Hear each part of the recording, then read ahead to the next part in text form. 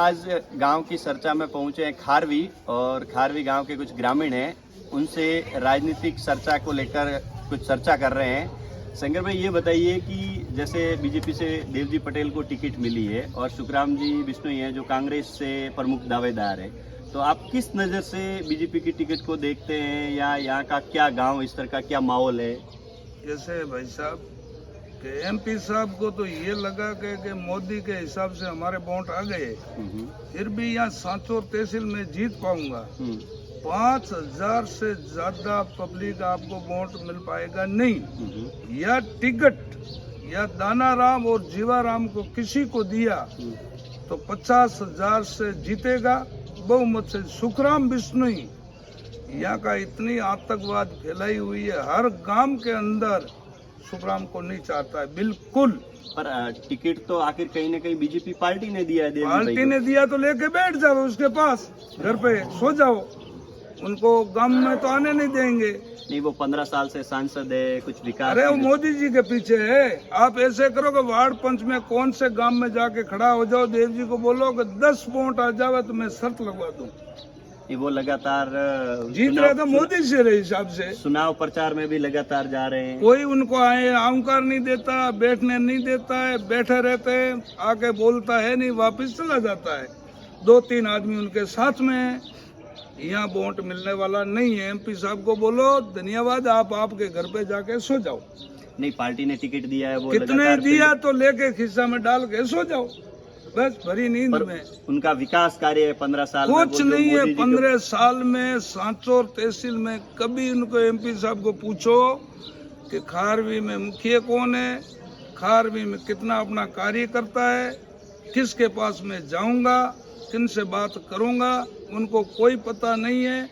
सिर्फ आपको तो मोदी के पीछे वोट मिला है, पूर्ण आधार से टिकट लाई है, अब की बार कोई वोट देगा नहीं। पर वो तो आज भी मोदी जी के विकास कार्य के नहीं, मोदी जी को तो एमपी में खड़ा होगा ना कोई भी, उनको वोट देंगे।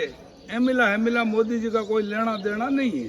तो सुखराम जी कांग्रेस के प्रमुख दावेदार है, तो कितने दावेदार वो मनक पब्लिक उनको पहचान लिया है, उनको नहीं वोट देगा। जितने घूमना हुए कितना घूमो, इनके साथ में घूमते हैं नहीं, वो भी वोट नहीं देगा। देवजी पटेल को नहीं, सुखराम को भी नहीं देगा। और तो आपकी नजर में ऐसा तीसरा कौन कैंडिडेट है जो या तो देवाराम नारे दानाराम या जीवाराम, दोनों भाई में कोई आओ तो बहुमत से 50 से 60,000 वोटों से मंदिर पे बैठा हूँ, जीता के भेजेंगे। नहीं, दानाराम या जीवाराम में ऐसा क्या है जो वो जीतेंगे? और वो इंसान है, पब्लिक के पास आता है, घर घर उनको पूछता है, दुख सुख में साथ रहते हैं। किसी टाइम में फोन करो, दानाराम जीवाराम उनके साथ आ जाएगा। तो आपकी नजर में दानाराम और जीवाराम में से, दोनों में से बड़ा चेहरा कौन है जो यहाँ से सांचौर की विधानसभा में आज देखे तो है जीवाराम, और 5 साल बाद में देखे तो दानाराम। पर घर की लड़ाई से मेहरबानी करो, हाथ जोड़ के एक हो जाओ। नहीं, एक तो वो देवजी पटेल के साथ जाने को तैयार नहीं है, कैसे एक तो नहीं तो उनको बोलो पार्टी वालों को, किसी के दोनों पे एक आदमी के ऊपर सिर पे हाथ धर दो, हम जीता के भेजेंगे। अच्छा, यहाँ सांचौर से बीजेपी की सीट निकल जाएगी? कोई या दानाराम के सिर पे हाथ दो या जीवाराम के, किसी के साथ में दो, हम जीता के भेजेंगे। देवजी पटेल तो बार बार कह रहे हैं कि ये तो मोदी जी ने टिकट दी है, मैं मोदी जी को सब वापस झूठ है, सब झूठ है।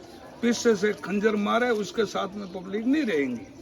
और आपके यहाँ ये जो खारवी गांव है, इसमें 15 साल में कोई सांसद मोदी द्वारा ऐसा कोई विकास कार्य कभी नहीं, कभी आया ही नहीं। विकास तो क्या करवाओ, उसको पूछो कि 15 साल में कभी स्थान पे ही नहीं आया, गांव में तो क्या आएगा यार वो इंसान। फिर वोट मांगने के लिए कल आए थे, उनके साथ में रानीवाड़ा का 4 से 5 जने थे।